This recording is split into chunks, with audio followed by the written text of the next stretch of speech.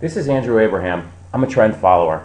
I want to share with you an idea that just becomes prevalent from yesterday's sell-off in the S&P 500. As a trend follower, and when we trade with a plan and a well thought out methodology, we have to take every trade. It isn't that we can pick and choose our trades. I'll give you an example. There's a trade here, where you can see this bar here, where I ended up buying the S&P 500.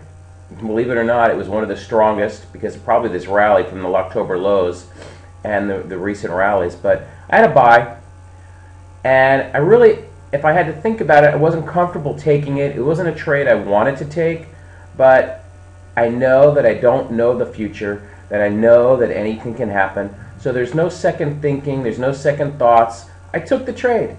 And then what happened is, yesterday we had a nice big sell-off. So it almost can become like negative reinforcement for traders that don't have a plan and then start second guessing themselves. So really what my point here is that, you know what, I knew exactly what I was going to lose. If I lose, I mean, we'll see what's going to happen. Let me go back here. Sorry about that. I knew exactly what I was risking on the trade. It was approximately about 1% of my account. And I'm willing to take that risk on every single trade because I really don't know what's going to happen.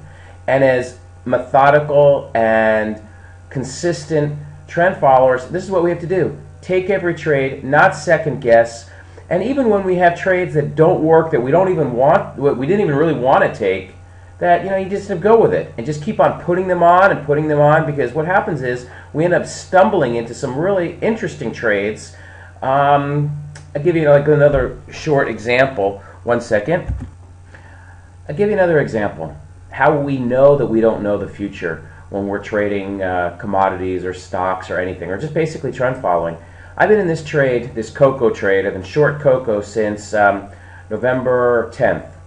I don't know anything about cocoa. All I know is it was the weakest out of every commodity I was looking at. I had a low risk trade, somewhere around in here, and it just fell out of bed, and it's still falling out of bed. So what's also interesting with cocoa, I have two types of trades on cocoa. One is my traditional trend breakout, which it did. And then you had, if you wanted to be a little bit more aggressive, I have a trend retracement that you can put on additional contracts. That's if you're a little bit more aggressive, and that's, I don't know how, it's for a specific type of trader, a little bit more aggressive, but you had a retracement here. You had a retracement here, you had a retracement here, and we're falling. But the point is, as a trend follower, we don't know the future. No one knows the future. You have to take every single trade according to your methodology. Otherwise, you are guaranteed to lose money. So going back to that S&P chart, which really wasn't the most comfortable trade to take, I took it without anything to think about. Here, I'm going to go back to the S&Ps again here. Took that long trade. It didn't work.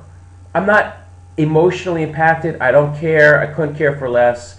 Basically, I know that I'm going to make my money over time, over a series of trades, and that any one trade doesn't mean anything. And the only way that I can attempt to be successful over time is taking every single trade, regardless of my emotions. If I like the trade, I don't like the trade. Because the irony is, there were people that I was in contact with that wanted to buy gold. I'll show you where they wanted to buy gold, somewhere back in here.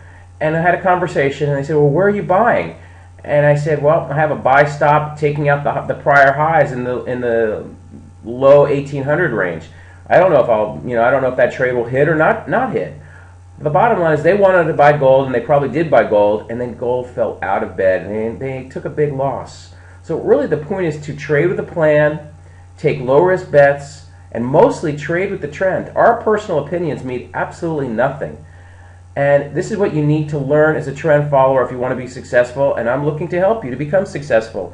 I'm going to be taking on a limited number of students to learn how to trend follow, and to be your mentor, to be your coach, and to instill in you what was instilled in me from my mentors. And again, there's no magic system, there's no magic indicators. Really what it's all about is a robust idea with heavy risk management and a proper mindset.